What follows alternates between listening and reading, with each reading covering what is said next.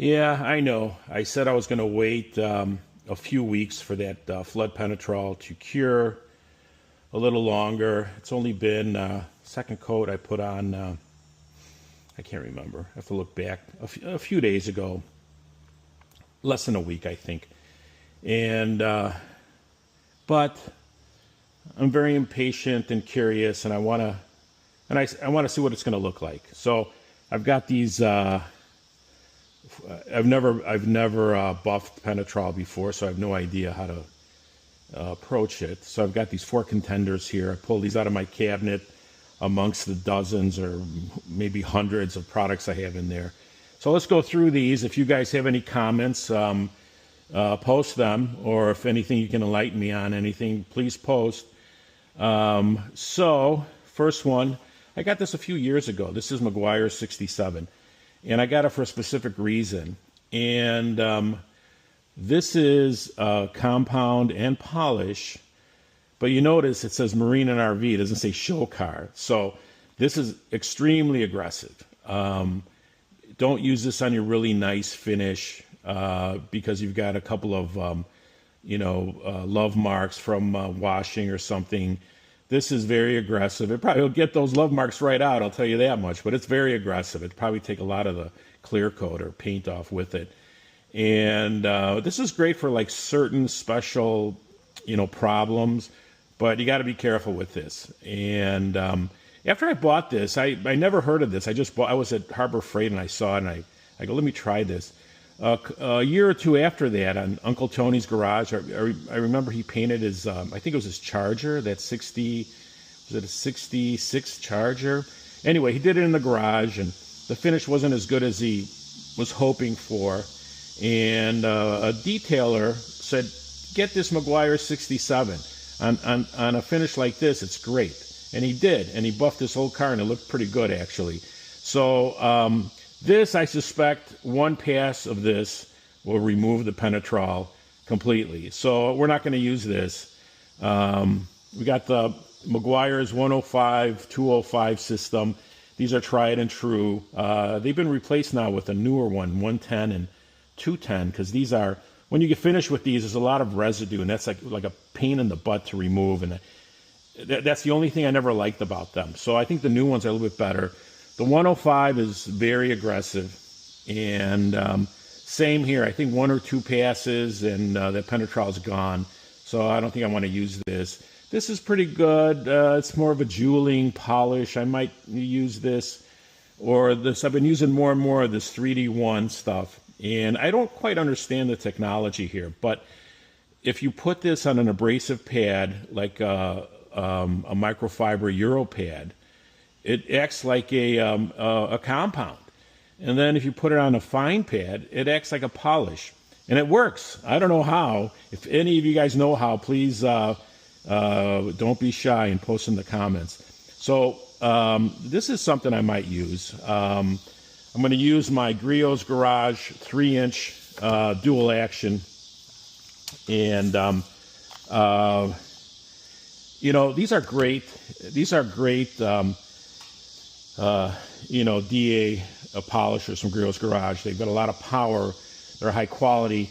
My 6-inch, I had it for years, and they're not sponsoring me. If something's good, I want you guys to know about it.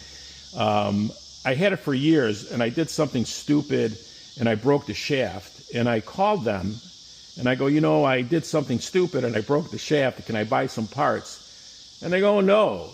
Those things are warranted for life. Send us the broken one, we'll send you a new one, and boom, like that, no problem, no questions asked. So I recommend this. I know a lot of people like those, Rupes and the really super high-end ones, and they're great, I guess, if you're a professional doing doing jobs all day long. For the hobbyists, I think these are beautiful, and I'm going to use their yellow pad. It'd be great if the manufacturers color-coded their pads. You got to figure it out on your own, though. You don't know what they are. The yellow pad from Griot's is kind of a medium abrasive pad, right in between. So I think that'll be perfect for this. So let me figure out what I'm gonna do here and get the car pulled up. Okay, we're gonna go with Megs 205, least aggressive first. And I'm running out of this. I had to like squirt all over here, but got it set on 3. Let's not get too aggressive here. And I'm not going to have you guys, I'm not going to bore you by doing the whole thing. We're going to do one spot and then we'll see how it all looks. So here we go.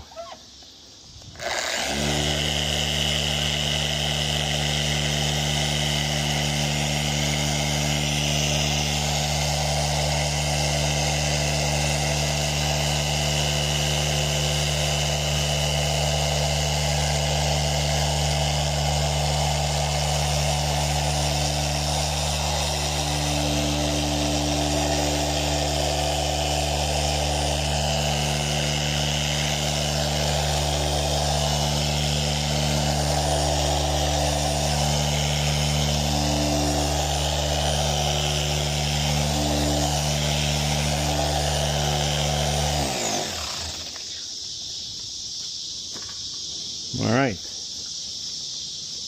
Huh. We might have just taken it all off, actually. I don't know. So, we learned something. The least abrasive Megs 205 started to take this coating off. I know it's not completely cured. It's only a few days old. And it didn't take it all off. It kind of left like some splotches here. So then I had to go nuclear, and I did it with 67, and it took it right off. So we learned something. This will not buff out if it's only a few days old. I mean, this will buff off, not out. So I may give it another few weeks and try again. So that's it for this one. Hey, thanks for watching, and thanks for subscribing, and I'll talk to you guys later. Please post if you've used this before and you've got any advice, and we'll talk later. Bye. Update under the LED lights. It's not completely off, partially off. Just wanted to add this to the video. Still on there. I may try buffing or sanding or something later, but just wanted to update. It's not completely off, but look at the reflection. It's kind of rough. In the hood, it's a little brighter. So I don't know. I'll see what I'm going to do with this. Talk to you guys later.